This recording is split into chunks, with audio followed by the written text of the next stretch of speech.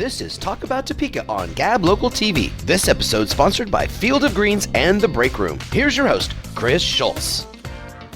All right, so I wanted to get an update from something we talked about last week. I think everybody is wondering, Frank, what'd you do for Valentine's Day?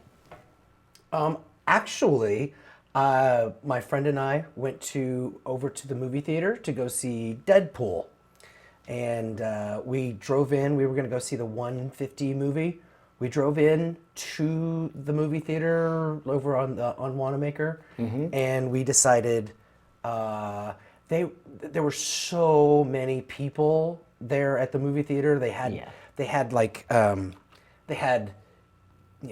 Johnny Carino's old parking lot was completely full. The far back lot was completely full. And we decided no. So I took my friend on a date to the Sam's Club. Oh, that's nice. We got a truckload full of stuff, and then we came back to the restaurant and put it all away, and that was our date. Yes, that's what it was.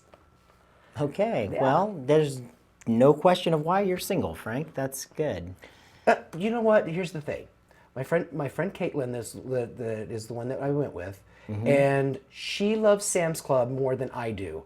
And the thing is when we go to Sam's, she likes to travel the same pathway in the Sam's area as I do. And I have my list is so organized, it's disgusting. It's literally in the order of the store, so I can get in and out really quick. But again, Sam's was really swamped on Sunday. Well, you didn't clarify. It was Caitlin that you did that. I would probably have made her maybe go to another store and do more shopping or something, because she really does need to be worked a little bit more. Worked a little bit? Yeah. Okay, so she's listening to us right now on our podcast. Yeah. And so she's going to kill me because I mentioned her. That's okay. Well, that's cool. Yeah. Valentine's Day, it was fun. You know, I took Mother out to lunch that day. It was very nice. So we went out and had a nice lunch. But the night before, remember we were talking about the chocolate fantasy over at Midland? It was at Atria Hearthstone, but it was a fundraiser for Midland Healthcare and the Community Health Ministry. Yeah, it went really, really well. I got to judge chocolate. Yeah. So you're now a connoisseur of the chocolate? I've always been a chocolate connoisseur, but it was really cool. They had 6 different entries of people. Now, the people who made chocolate to compete had to make it for like everybody there, so they made a lot of chocolate. And we had to judge it. I was there with Jamie Slack. She was there with me judging, and Carrie Larson from WIBW was there with me judging.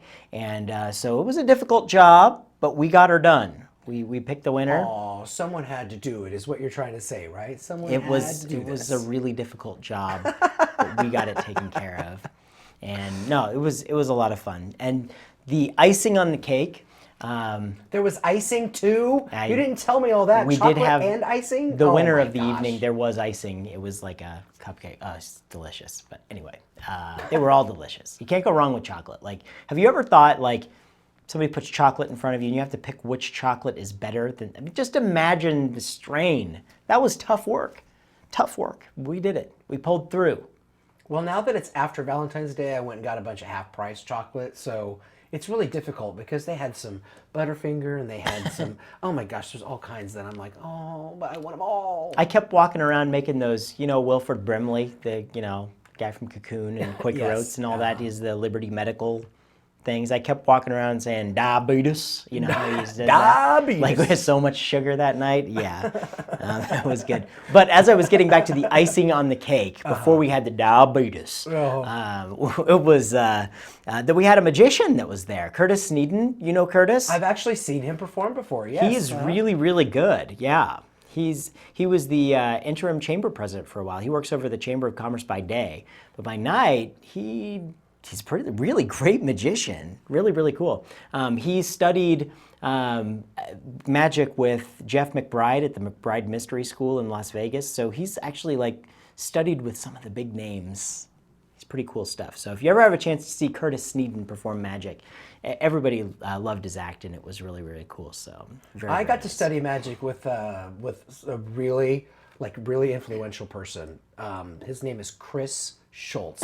Have you ever heard of him? I have. Because I've studied magic for him, I should say. Yeah. Well, and I have to say at this time that the only reason I know magic is because, well, my sister, she taught me everything I know about magic. I know where this is going. Oh my gosh. Yeah.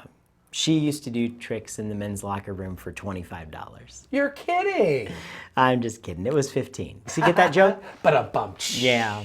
Remember, okay, so we did the Schultz show. That was the thing we did, down in the break room. Oh, yeah. Kind of I a had to do variety exactly show. what I'm doing now. I had to run all the stuff, the lights and the sound, and then get up on stage and sing. Before we did, awesome. that was the live 3D spectacular that was kind of about, like, the three of us siblings. Before we did that, though, it was kind of like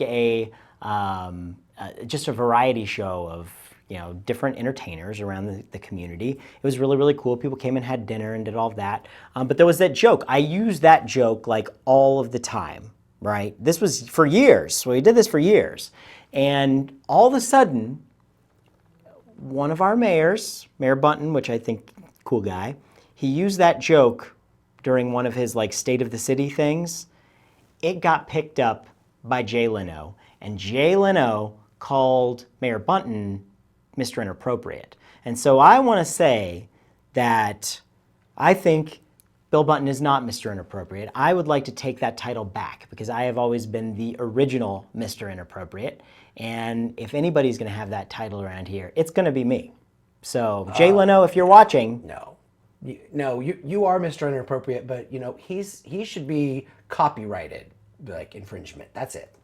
Okay, well, anyway, so there you go, Jay Leno. You got my notes. So we're going to wrap this segment. Don't go away. We got more coming up after this.